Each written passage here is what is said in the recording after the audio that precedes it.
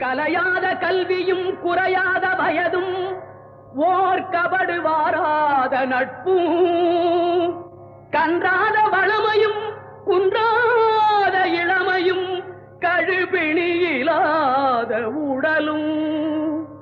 தலியாத மனமும் அன்பு அகலாத மனைவியும் தவறாத சந்தானமும் தாழாத கீர்த்தியும் மாறாத வார்த்தையும் தடைகள் வாராத கொடையும்